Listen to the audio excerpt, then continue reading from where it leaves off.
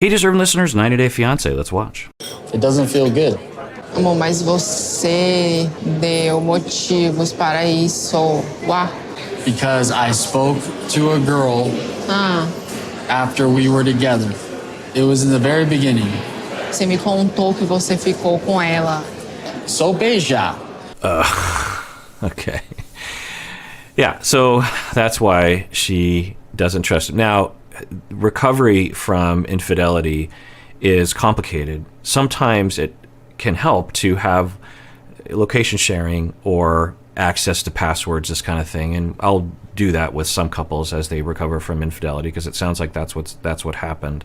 And if they have an overall plan and approach to infidelity recovery and trust building and bonding, then great. But if they don't have a plan and they don't have a way of recovering, and the only thing that they're doing is location sharing as a measure to try to build trust, then that would worry me. It would also worry me, if that's true, that he would pull that away when she, I don't think, has recovered. But another aspect of this that is troubling is that it sounds like he got together with a woman while he was with Thaís, and the way he framed it to her was, I talked to a woman, even though he knows that he kissed her. So people almost always do this. When I'm working with couples and individuals who will also perpetrate cheating, and they talk about what they did, they almost always, if not always, will minimize what they did. It's hard for them to accept that they did it themselves. It's painful to them. It's contradictory to their narcissistic ego. All of us have a preference for ourselves, and will try to frame things that make us look better. And so everyone will do that. And it's so destructive to your partner when you do that. To say, it's another lie. You're lying. You're downplaying an important event. Just say it. You're upset because I kissed another woman while we were in a relationship. Just say the words. It's hard to say, but you have to accept it, because it's not to live in reality to deny it. Also, when your partner hears you lie again, it would trigger her. So yeah, this isn't helping. Só beijar, isso não é ficar? I think it's different. Like when you kiss a girl have sex with a girl.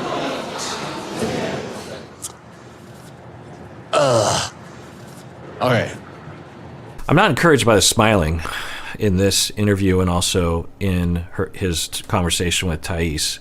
He's smirking. I don't know if it's because of the cameras or something, but this is immature, right? This is like what a 13-year-old would do if they cheated. They'd be like, oh yeah, instead of really, in a mature adult way, recognizing what you did.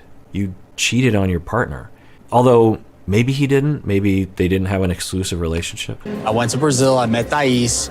After that first time, I visited, John and I had a party at my house, and there was a girl. We kissed, like we're making out, and I could have had sex with her, but I was drinking a lot and I was kind of floppy, so nothing happened. I felt really bad. I mean, kudos to him for his honesty around this. You didn't have to say. Now, that is not talking to a woman. Also, I wouldn't describe that as just kissing a woman. I don't want to get graphic, but it sounds like there were attempts and possible. Anyway, so yeah. Now maybe you can convince us that they didn't have an exclusive relationship, Thaís and him. He also mentions John, that they had a party, which I'm guessing isn't helping Thaís with this. Because I was already in Brazil with Thaís and told her I loved her, and then this girl happened. It was a really confusing time, because we were kind of in a relationship at that point, but I haven't made anything close to that mistake, since then. And now if I was Thaís, I'd be like, what do you mean by anything close? Give me the most, what do you, why not just say, I haven't. Anyway, he says that he went to Brazil, said, I love you, we said that we loved each other. I came back. It's a very confusing time. Okay, I could see that, where he goes to Brazil, falls in love, comes home, doesn't know if he's ever going to see Thaís again, because that would be rational, right? That you'd think, well, how is it possible that we're ever going to see each other again? We live on completely different hemispheres, and even if we did see each other, what's the chance of this to being long-term? I mean, now, of course, we know that they do become long-term, but at the time, you could imagine that he would think, yeah, I mean, there's just really no chance, and I don't know what sort of relationship or what the future holds. Having said that, you can imagine that if we were to ask Patrick as he gets off the plane in the United States, he'd say, oh, you met a woman, you fell in love. Does she think you're in a relationship, do you think? Do you think that she thinks you're in an exclusive relationship? And if he was like, well, I don't know, I'd be like, well, you should probably ask, because I bet you anything Thaís thought they were in a relationship and that it was cheating that he got together with someone. So just claiming that I don't know, ignorance is not an excuse to that. You should always be asking people. And we often will run into that on this show, that people will think, I thought we were on a break. And it's like, was it clear? Did you actually have that conversation? Because if you didn't, then you cheated. It's sort of like in a situation where, let's say that you are the only bartender in this bar, and the owner, you're the only one working in the whole bar restaurant area, and the owner knows that you're there, and then you just wander off and you leave the door open, and you come back, and the owner's like, what'd you do? Like, complete chaos happened. And you're like, well, I left, and I figured you knew I was going to leave. Yeah, that's an extreme metaphor, but you understand that you have to tell someone because consequences can happen. So for Patrick, it's like, you should have said, just by the way, we are not in an exclusive relationship, right? Okay, let's talk about this, some kind of conversation. But people avoid because they don't want to face that conversation, or they want their cake and eat it too. I don't know. Beijou. What else? That's it. No, That's it. Nós namorava 6 meses. Eu olhava seu telefone e você estava conversando. Well, that's real different too. They've been dating for 6 months. Well, clearly Thaís thought they were in an exclusive relationship. That sounds like, at the very least, they had been in person. They're expressing I love you to each other.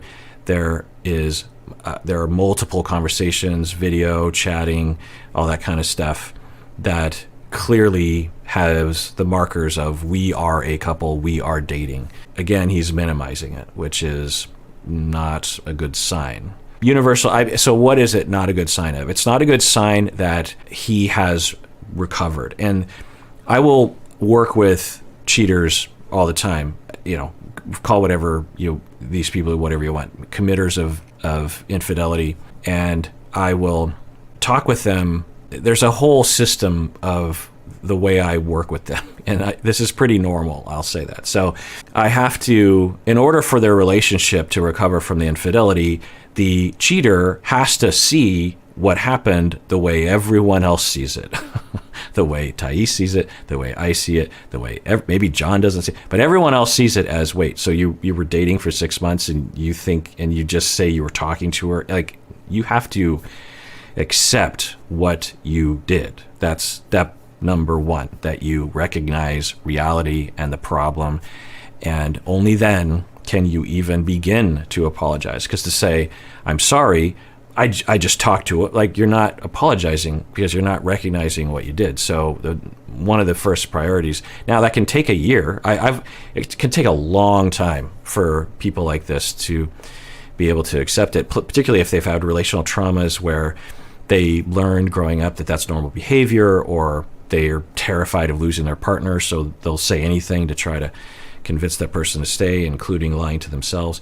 So it's not a good sign of their recovery, because this will probably continue to aggravate. And I'm guessing for Thaís, it's only partially the infidelity that hurts her, and mostly the denial and the minimization and the fake news aspect of this spinning of it. Now, people will call this gaslighting. It's not gaslighting. It's just deceiving yourself or others, or spinning something.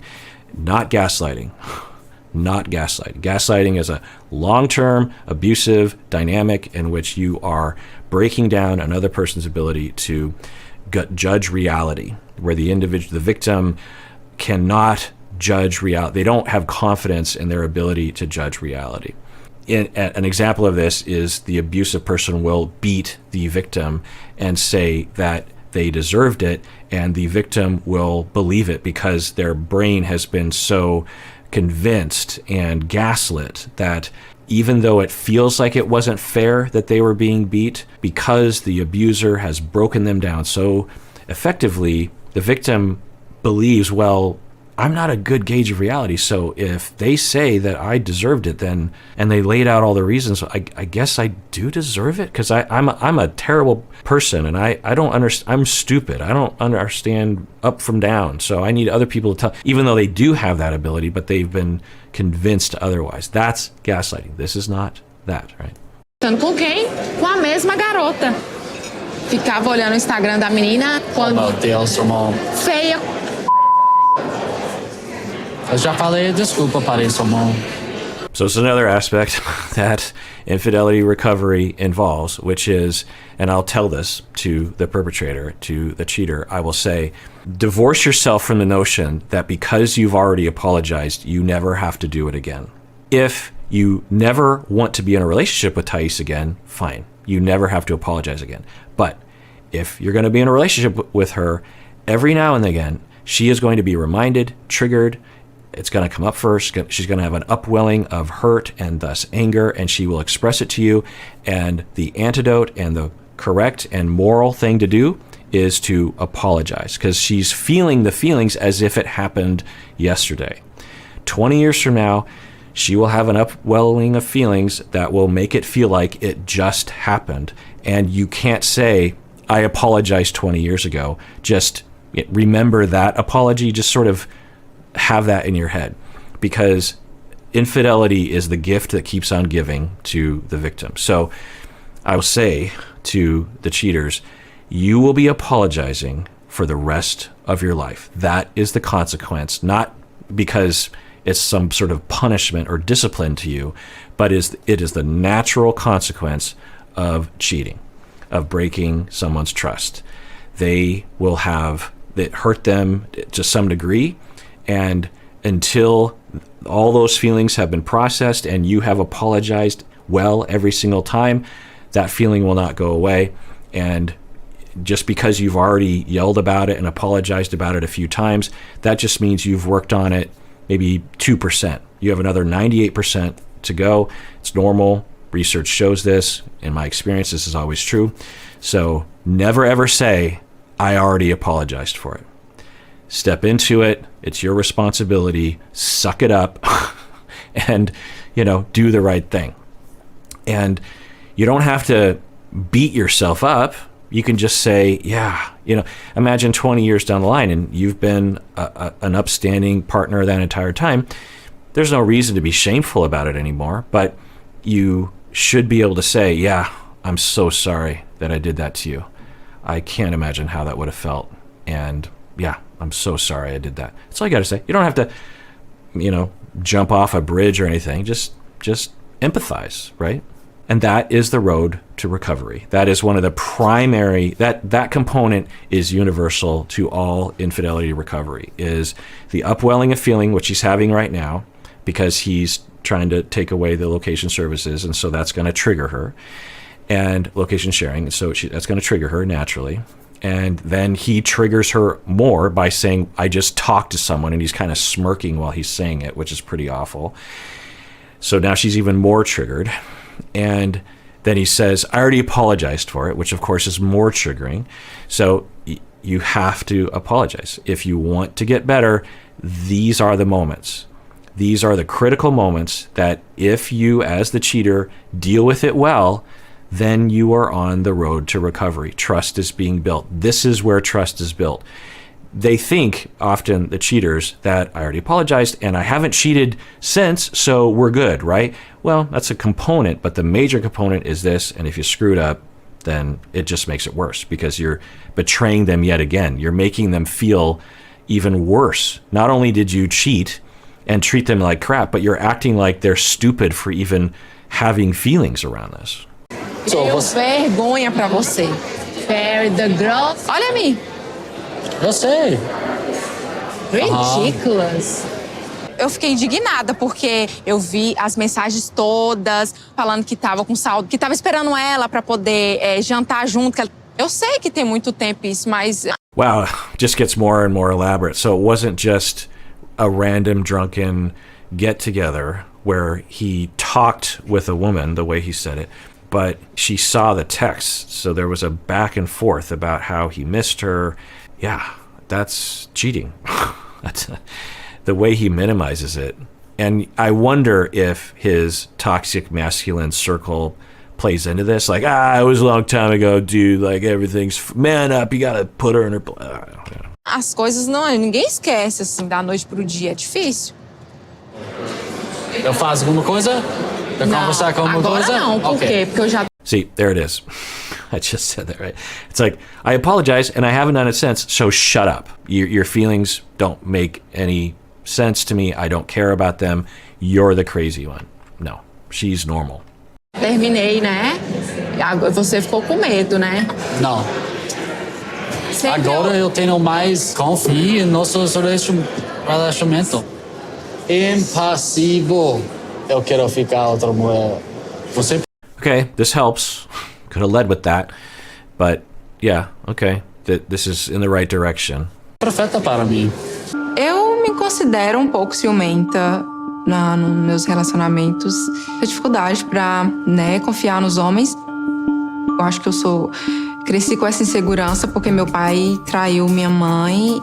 Okay, so we're getting some background. I'm always appreciative of that. She's saying that her dad cheated on her mom. And she's saying, I get a little jealous. And I'm like, I would say your jealousy is below average given what happened, if I understand it right.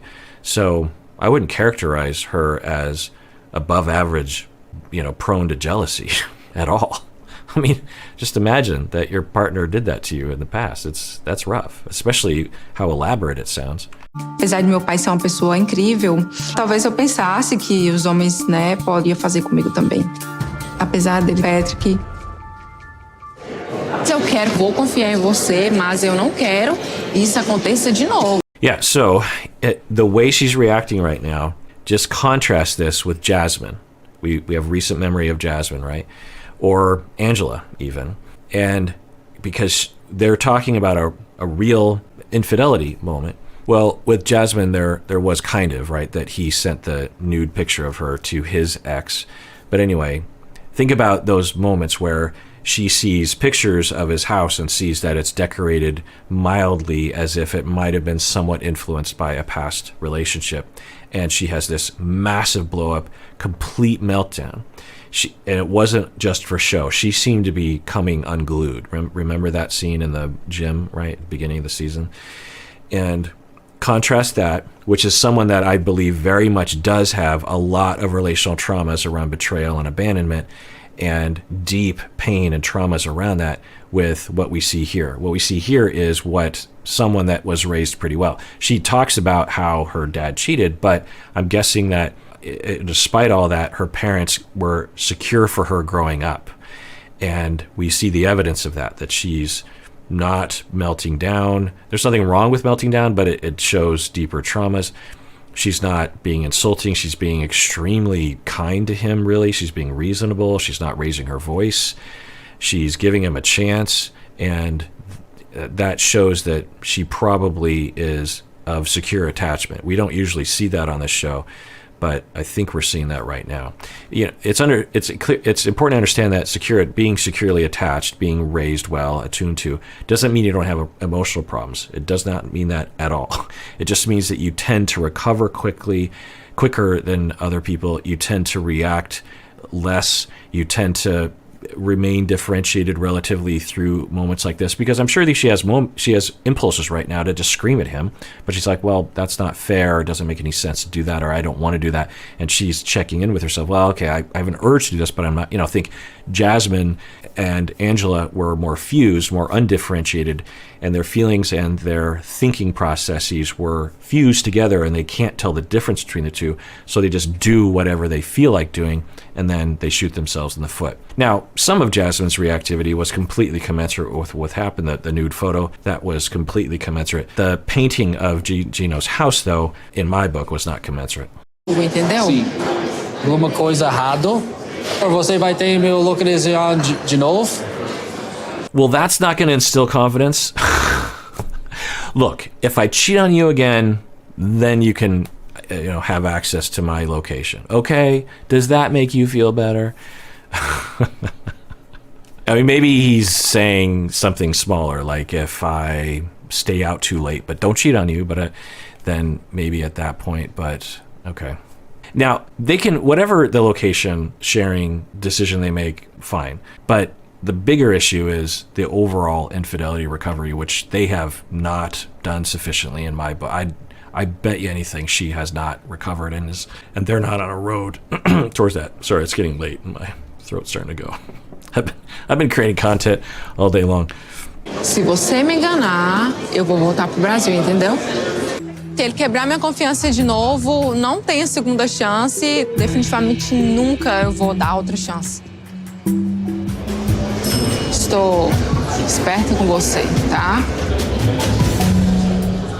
Yeah, it's not a good sign either that she has to resort to, I'm going to watch you. You better watch out. I mean, think about that dynamic. That I believe that in order for you to be faithful to me, I have to be watching you. I have to be monitoring you. You wouldn't be faithful to me on your own accord. I have to control you in this way. And I don't think she's controlling, but I think he's pushing her into that.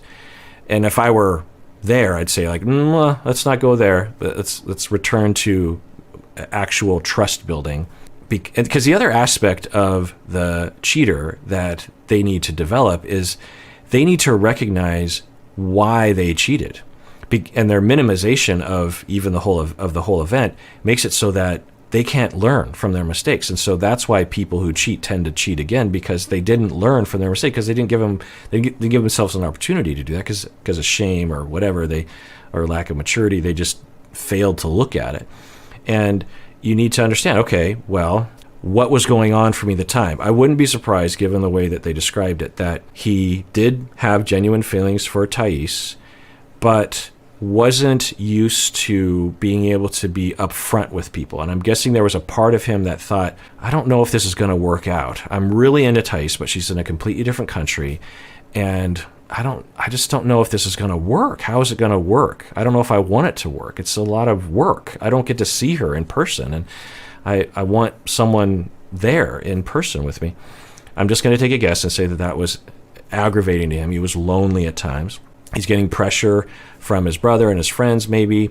He maybe drinks too much, and maybe also because of toxic masculinity, he doesn't announce to people, I'm dating someone, It's all you have to do to just keep people away from you, usually. Just be like, by the way, I have a girlfriend.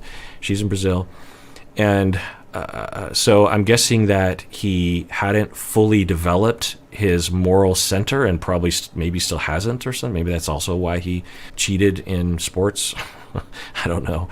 To face that is to grow. To face that is to actually change for the better for yourself. And to face that, you have to face what it is. You have to look at it. You have to say, okay, I did this, and I'll do that kind of work with people like this. And it can be complicated. It take a long time. There's a lot of talk of integrity and who you are as a person and your responsibility in the world, and the pros and cons of responsibility versus freedom, the downside to loss of freedom and responsibility, but also what you gain from it, that you have to recognize that and step into it with intention. Do you actually want to be in a relationship, or are you just like playing with the idea of being in a relationship without thinking about the other person's feelings? Are you afraid of confrontation and disappointing other people, so you just don't say anything because you just go into this mode there? That's a big reason. I wouldn't be surprised if he had that, because a lot of people who do this sort of thing, that's why they do this. It's because they have so much relational traumas around being disappointing to other people and having that person reject them or neglect them somehow, that they they'll do anything to cognitively get out of this notion that somehow they're disappointing another person, including just denying reality. It's like it didn't happen. And meanwhile, while you're the other person, you're actually feeling as though the harm is double to you, if you know what I mean. Anyway, the Patricks of the world are trying to not disappoint you, and all their weird defenses to not disappoint you makes you even more disappointing to other people. That's what I'm saying. All right, well, if you like what we do here, becoming a patron is the main way in which you can really support what we're doing here. If it weren't for the patrons, I wouldn't be able to do any of this stuff because I would have to have a 9-to-5 job and I wouldn't have time to do this sort of thing. So the fact that some of you have become patrons is the reason why I'm here. Also, there's this constant turnover every month in which people are dropping off or their credit cards aren't going through. So we need a new batch of people every month to keep us kind of rolling down the road. So if you haven't done it and you can't afford it and you want to do it, you can go to patreon.com or click the link below, become a patron, and support us there. And everyone out there, please take care of yourself because you deserve it. You really, really do.